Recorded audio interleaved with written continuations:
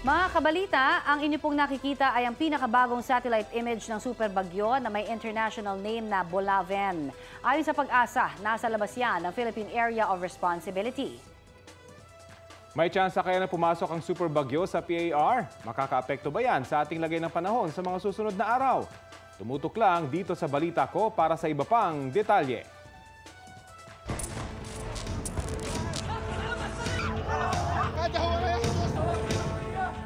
Alert level 2 na po sa Israel kung saan 2 Pinoy ang nasawi sa gyera. Pero hindi pa nirerekomenda ng mga opisyal na magpa-repatriate o magpauwi ng mga Pilipino. Sa Gaza naman, ayon sa kanilang ambassador dito, wala nang ligtas na lugar mula sa Israeli forces. Balita hatid ni John Consulta.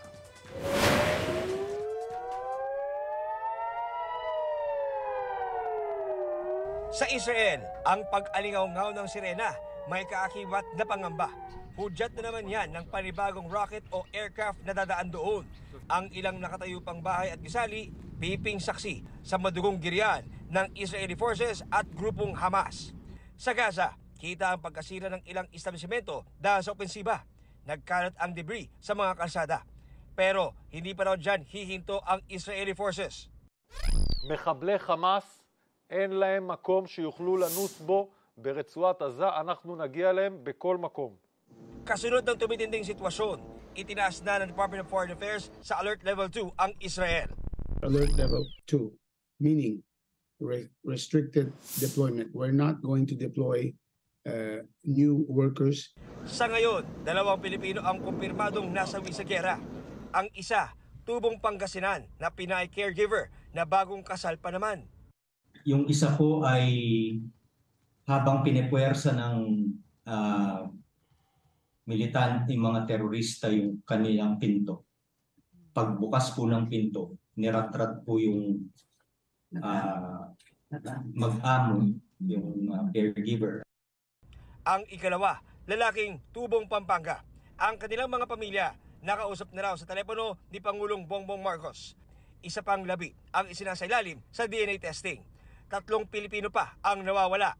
Si Pangulong Bongbong Marcos nagpayag ng pagsuporta sa Israel sa gitna ng pag-atake ng Hamas. Hindi pa rin inirekomenda ng mga opisyal ang repatriation ng mga Pilipino roon. Pero sa Gaza, iba ang sitwasyon. 70 Pilipino ang gusto nang magpa-repatriate o umuwi sa bansa. Ang proseso dadaan daw sa butas ng karayom dahil sa blockade o harang na inilagay ng Israel sa lugar. Makikipag-usap daw ang gobyerno sa Israeli at Egyptian authorities para makapasok sa Gaza at ma-repatriate ang mga kabayang nandoon. Tutulong din daw sa repatriation ang Armed Forces of the Philippines. Pero ang opisyal ng Palestine sa bansa, hindi na rin magarantiya kung paano makakalabas ang gustong lumikas doon. Yan ang balita ko, John Consulta ng GMA Integrated News.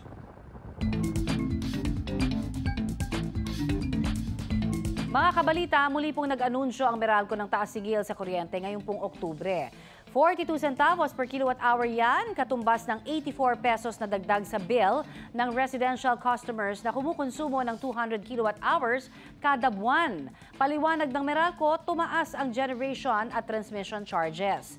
Napilitan daw kasi ang mga planta na kumuha ng mas mahal na alternative fuel dahil sa supply restriction sa Malampaya Natural Gas Field.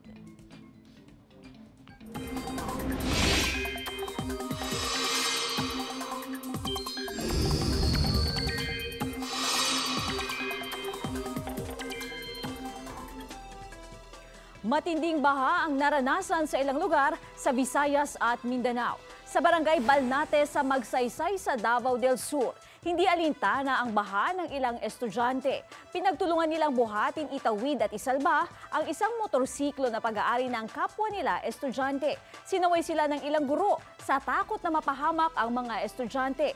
Naisalba naman nila ang motorsiklo. Sa San Enrique, Iloilo, mahigit 200 pamilya ang inilikas dahil sa baha. Agad namang nakabalik sa kanilang mga tirahan ng mga evacuee matapos humupa ang baha. Ang pagbaha sa Iloilo at Davao del Sur ay epekto ng ulang dala ng low pressure area na nasa loob ng Philippine Area of Responsibility.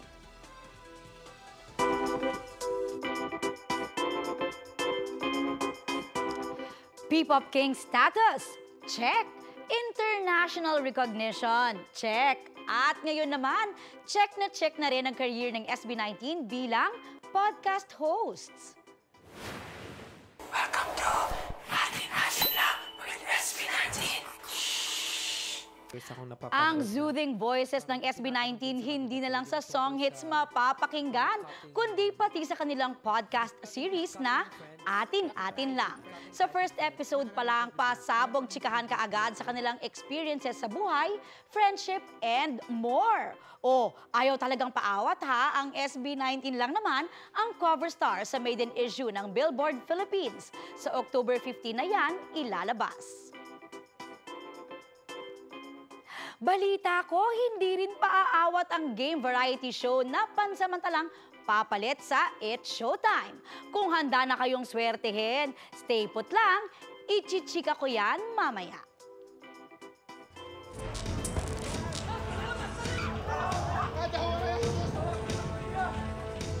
Kinumpirma ni Pangulong Bongbong Marcos na nakausap na niyang kaanak na mga namatay sa gerian sa Israel. Sa kanyang Instagram, sinabi ng Pangulo na ginawa niyang pinakamahirap na tawag bilang isang presidente. Kaisa raw ang bansa sa pagdadalamhati ng mga pamilyang naiwan ng dalawang nasawi. Tiniyak niya na magpapabot ng tulong ang pamilya sa mga naiwan. Hindi raw nito mapapalamlam ang pagtindig ng bansa para sa kapayapaan. Update naman po tayo sa pagkamatay ng estudyante sa Antipolo na sinampal umano ng kanyang guro. Sabi po ng PNP Forensic Group, wala yung kinalaman sa kanyang cause of death. Base sa autopsy report, nagdurugo at pamamaga ng utak ang ikinamatay ni Francis J. Gumikib. Dahil po dyan, ni-rule out na ng pulisya ang reklamong homicide laban sa guro. Pero inaaral pa rin nila ang child abuse. Cerebral edema is pamamaga po ng utak. And intracerebral hemorrhage is yung pagdudugo po sa utak. Non-traumatic, ang nature po ng pagputok ng ugat na yon is mostly it's a rare condition. Sabi naman ng ina ni Francis, kahit hindi man ang guro ang dahilan ng pagkamatay ng kanyang anak, gusto pa rin nilang masampahan ng reklamo ang guro at matatanggalan ng lisensya. Nagsimula raw kasi ang pagpapa-ospital ng kanyang anak sa umano'y pananampal. Ayon sa Antipolo Police, sinabi ng guro sa kanila na tinapik lamang niya at hindi sinampal ang estudyante.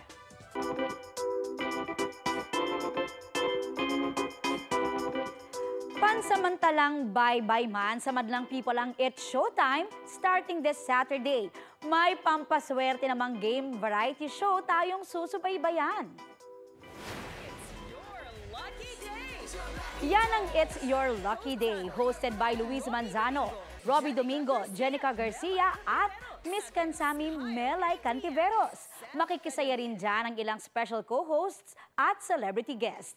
Mapapanood yan simula October 14 hanggang 27, Lunes hanggang Sabado dito sa GTV at sa iba pang platforms.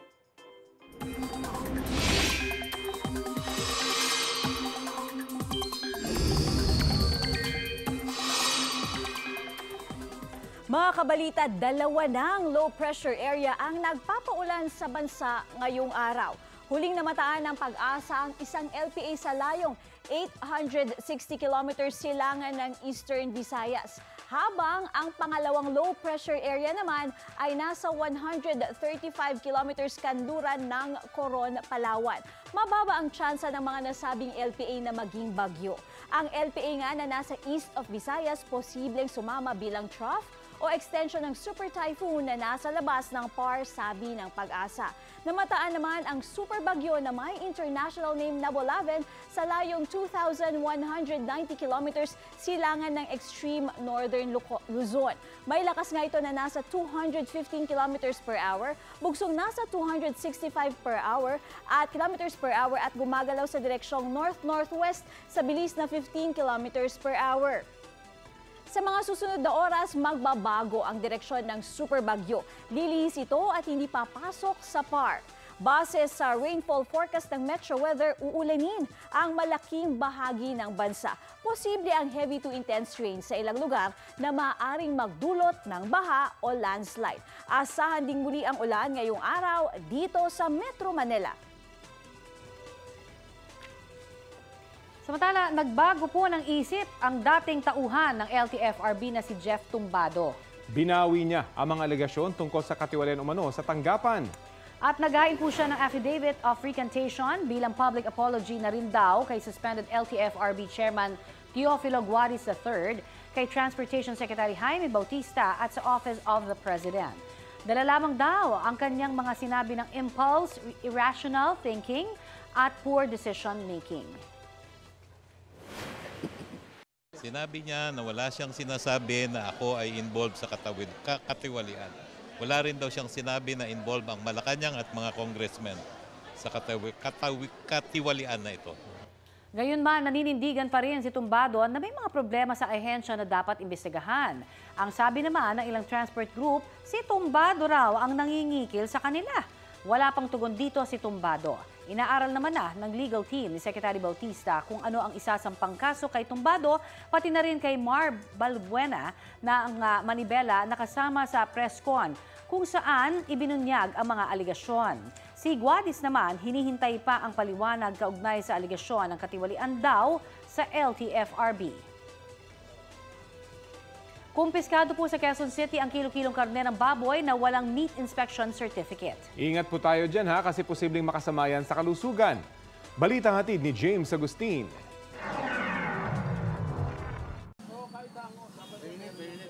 Nakalatag na sa isang pwesto sa talipapa sa barangay Bagong Silangan ng mga ibebentang karneng baboy nang maabutan ng mga tauhan ng Quezon City Veterinary Department ngayong umaga.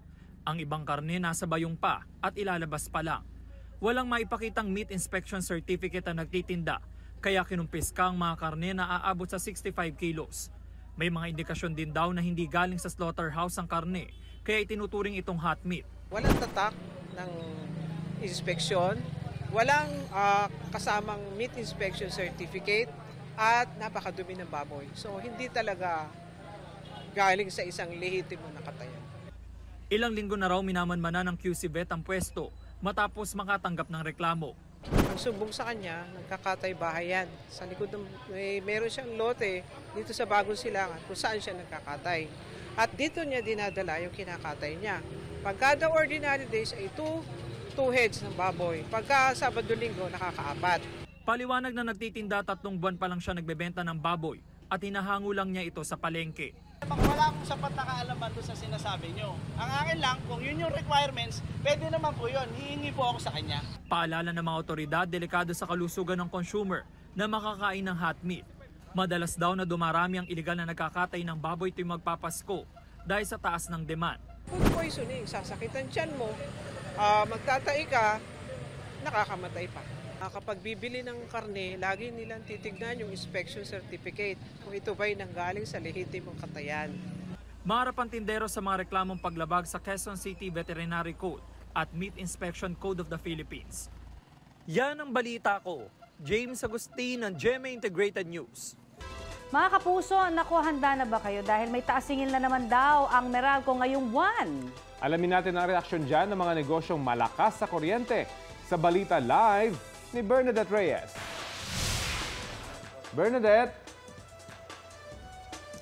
Rafi, Connie, para sa karaniwang bahay na kumukonsumo ng 200 kilowatt-hours kada buwan, ay madadagdagan ang bayarin sa Meralco bill ng 84 pesos. Pero mas malakas ang konsumo, tiyak na mas magiging malaki ang bayarin sa kuryente. Kaya tiyak na marami mga negosyante ang makakaramdam ng pagtaas ng singil sa kuryente ngayong buwan ng Oktubre. Para makwenta nyo kung magkano more or less yung magiging taas sa inyong electricity bill ngayong buwan ng Oktubre, ay i-multiply nyo sa 42 centavos yung inyong average na monthly consumption. Para nga doon sa ilang mga negosyong napuntahan natin gaya ng barbershop ni Joey Francisco na kadalasan kumukonsumo ng 800 kilowatt-hours kada buwan, madadagdagan ang kanyang buwan ng bayarin ng 300 pesos. Sa isang sari-sari store naman na nabisita natin, nagtitinda na rin sila ng mga ulam para may pandagdag budget sa tumataas na bayarin sa kuryente ng Meralco. Pakinggan natin ang bahagi ng ating mga naging panayam kanina. Ay, dito naman kasi hindi mo matitipid talaga dito kasi kailangan namin yung kuryente dito eh. Kasi kung magpapatay naman kami ng aircon, ano mangyayari sa amin? Mas lalong hindi kami papasukin ng tao. Tipid tayo. Kung ano pwedeng gawin na pwedeng magpatay ng kahit ano na wala namang hindi naman dapat na nakabukas, patayin muna. Para makatipid lang, di ba? Kasi yung ilaw namin umaabot minsan ng maghapon, magdamag na yung ilaw namin eh. Rafi, Connie, para maka-keep up dun sa tumataas na presyo ng mga bilihin at ngayon naman sa tumataas na bayarin sa kuryente, may ilang mga kapuso tayo na nagtatayo na ng negosyo sa kanilang bahay. Kagaya nga netong coffee shop na ito na nasa isang bahay at itong espasyo na nakikita nyo ngayon, ito ay kanilang garahe na ginawa na nilang isang negosyo para nga magkaroon ng dagdag na budget. Kasama natin ngayon ang may-ari ng coffee shop na ito na si Sir Bernard Da Pena. Yan. Sir, live po tayo ngayon sa Balita Ko. Sir, bakit po kayo nakaisip na magtayo po ng negosyo dito po sa inyo mismong bahay? Oo, naisip po natin kasi ma'am na dagdag din ng kita lalo na sa mga gastusin sa bahay. And naririnig ko po tungkol dun sa Meralco natin na pataas ng pataas eh. Pataas ng pataas. At meron siyang electricity bill na pinakita sa atin. Alam nyo, para sa isang bahay na kagaya nito, ay ang kanilang konsumo sa kuryente, Connie, Rafi, ay umaabot. Sir, magkano po ang inyong bill? 16,000. 16,000 pesos kada buwan. Na mabigat, syempre, sa panahon ngayon na hindi lang kuryente, ang mga pangunahing bilihin ay tumataas din. Kaya, eto, kung makikita nyo, Rafi, Connie, may way para ma-compute yan. Yung kanilang bill dito, dahil nasa 1,300 yung kanilang average na konsumo, imumultiply yan sa 42 centavos. More or less, sir, kinuwenta ko na yan, ay aabuti ng 500 pesos ang madadagdag sa inyong bill. Malaking bagay po, mabigat po. Yes ma'am, sobra po. Ano pong ginagawa niyo po na mga pagtitipid? Kagaya po dito, ito napansin ko may ibang mga pagtitipid na ginagawa si Sir Bernard dito sa kanilang coffee shop at I'm sure pati po sa inyong bahay ay meron rin po kayong ginagawa. Sige sir, pakipaliwanag po yun dito. Yes po, actually dito sa coffee shop, pagka wala pong mga customer, nasa umaga pa yan, patay po yung aircon. And pati rin dito po sa chiller natin, pagka nagsara po sa gabi to, binubunot natin yan. So any mga bagay dito na nagkukonsumo ng kuryente na hindi po kailangan at wala naman tao, ay ino-off po natin yan, ma'am. Kagaya po nito, sabi niyo po may ilaw po ito, no? Yes po. Opo, saan po ang ilaw? Ino-off din. Ito, ayan. So yan, ino-off nyo rin po. Napansin ko pagpasok namin dito kanina ay naka-off. Sir, ano na lang pong tips ang maiiwan nyo po sa ating mga kapuso ngayon pong mataas po ang signal sa kuryente ngayong buwan ng Oktubre? Opo, sa pagtitipid po kasi katulad ko na pag may mga business po tayo, mga gamit na hindi natin kailangan, yung mga nakasaksak, bunutin po yan. Kasi nakakadagdag konsumo po yun. Apo, maraming salamat po, Sir Bernard. Ako rin naman, Rafi, Connie, meron rin akong tip na iiwan sa inyo at sa ating mga kapuso. Ayon sa Meralco, ang aircon daw po natin ay dapat siniset natin sa 25 degrees Celsius dahil sa temperaturang yang, komportable na raw ang ating pakiramdam at the same time, yan daw ang pinaka-energy efficient. Connie, Rafi? Maraming salamat, Bernadette Reyes.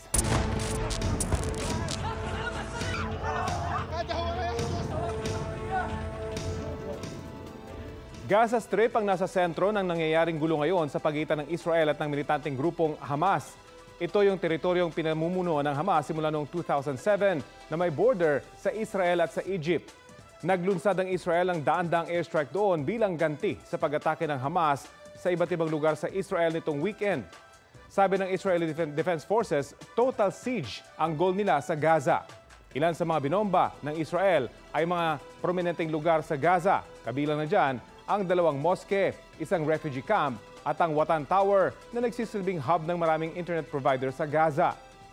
1967 nang sakupin ng Israel ang Gaza. Kalaunay namagitan ang United Nations at nabuo ang State of Palestine kasama ang Gaza at ang West Bank. Ngayon may mahigit 2 milyong Palestino na ang nakatira sa Gaza Strip. Sa tala ng ating Department of Foreign Affairs, may 177 Pilipino sa Gaza. 70 sa kanila ang gusto nang umuwi. Ang problema, walang gumaganang airport sa Gaza at ang tanging exit papuntang Egypt, ang Rafah Crossing, ay nasira rin sa airstrike ng Israel kamakailan. Kontrolado naman ng Israel ang iba pang crossing pati na ang Mediterranean Sea.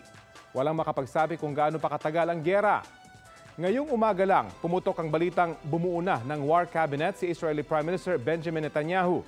At ang deklarasyon ng kanyang defense minister sa wikang Hebrew, and I quote, "We will wipe Hamas off the face of the earth." Samantala, matapos ang hacking sa mga sistema ng PhilHealth, kinumpirma ng isa pang ahensya ng gobyerno na nabiktima rin ito ng data breach. Sabi ng Philippine Statistics Authority, October 7 nang naipost sa social media ang umano'y data leak. Agad daw nila itong iniimbestigahan at lumabas sa inisyal na pagsusuri na ang mga data ay galing sa community-based monitoring system. Inaalam pa kung anong personal data ang nakompromiso. Tiniyak naman ng PSA na hindi nadamay ang Philippine Identification on National ID System at ang Civil Registration System o yung para sa birth, death at marriage certificates. Tutulong daw sila sa mga otoridad hanggang mahuli ang mga may sala. Sa panayam ng Super Radio DZBB, sinabi ni DICT Undersecretary for Cybersecurity, Connectivity and Upskilling Jeffrey Ian D. na posibleng inside job ang nangyaring hacking. Babala ng mga eksperto sa cybersecurity, pwedeng gamitin ng mga scammer at ng ating personal information. Kaya ang laging payo nila, mag-ingat sa online transactions at pag-input ng mga impormasyon sa mga website. Regular ding magpalit ng mga password para di mabiktima ng online scam. First scenario, na-expose na yung data natin, wala na tayong magagawa. So pangalawang scenario, gagawin ng mga scammers, gagamitin tong mga ID na to. So kukuha ng identity theft. Oo, identity theft. Ang pangatlong scenario, pwede gawin tong pang-blackmail sa atin. Pwede pang-extort, tatawagan yung mga kaibigan natin o kamag-anak natin, ay si Art na disgrasya, di ba? Ito yung nakatira sa ganitong address.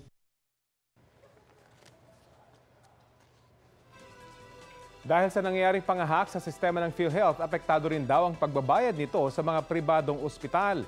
Sa pagdinig sa Senado kahapon, sinabi ng PhilHealth na umabot na sa mahigit 19 billion pesos ang hindi sigurado kung naipasok ba sa accounts ng mga opisyal. Sa mga regional office kasi, nagka-system error at hindi nila ito na maproseso. Inaayos naman na raw ito ng PhilHealth.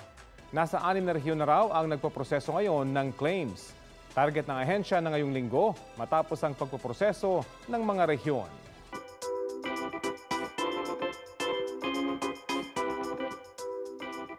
Mga mare, ito na nga ang latest. Kinumpirma ng American actress na si Jada Pinkett Smith na matagal na silang hiwalay ni Will Smith.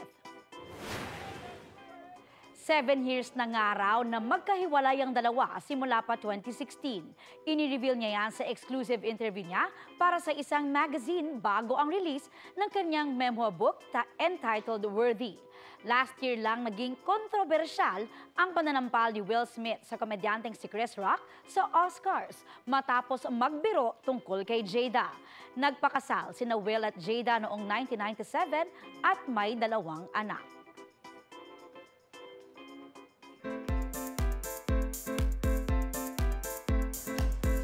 Eto, Connie, nabalitaan mo na ba yung trending dun sa social media? Oo naman, di ba? Ayan ho yung maglola, di ba? Na may kakaibang mga trip daw sa pagpapatawa. Ito, panoorin po natin.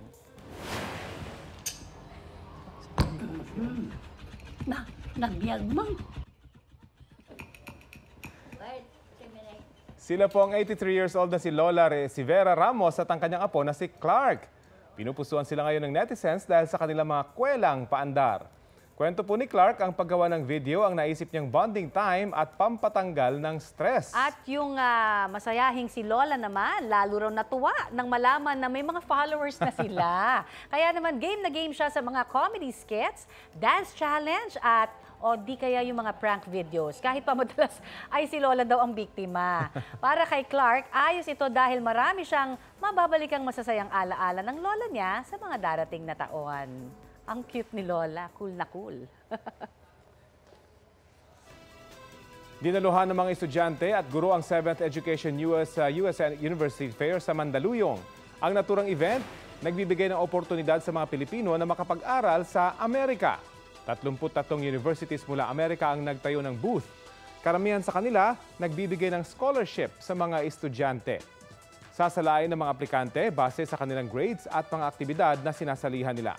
Ang good news, wala pong age limit. Pinungunahan ni U.S. Embassy Deputy Chief of Mission Y. Robert Ewing ang naturang event. Mamayang hapon naman, meron ding Education USA University Fair sa Cebu. Pagsusulong sa kapayapaan sa gitna ng mga problema ngayon ng mundo. Yan po ang mensahe ng President-elect ng Rotary International na si Stephanie Ertschik. Sa dinaluhan po niyang seminar sa Pasay, sinabi niyang mahalaga ang kapayapaan para maisulong ang humanitarian projects sa komunidad. Hinikayat niya ang iba pang miyembro ng Rotary Clubs na gamitin ang 4-way test bilang gabay sa pamumuhay. Lubos naman siyang nagpasalamat sa mainit na pagsalubong sa kanya sa Pilipinas. Sa kanyang pananatili sa bansa, binisita rin niya ang iba pang Rotary Clubs para tingnan ang mga proyekto nila. Nag-courtesy call din siya kay Pangulong Bongbong Marcos. Magsisimula ang termino ni Ertschik sa susunod na taon.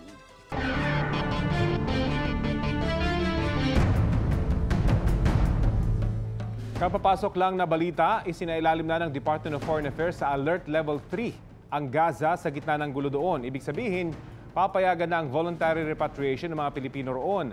Kinumpirma yan ni Undersecretary Eduardo De Vega sa GMA Integrated News. Sa ngayon, may 137 na Pilipino sa Gaza. Nananatili namang nasa Alert Level 2 ang Israel o restricted deployment.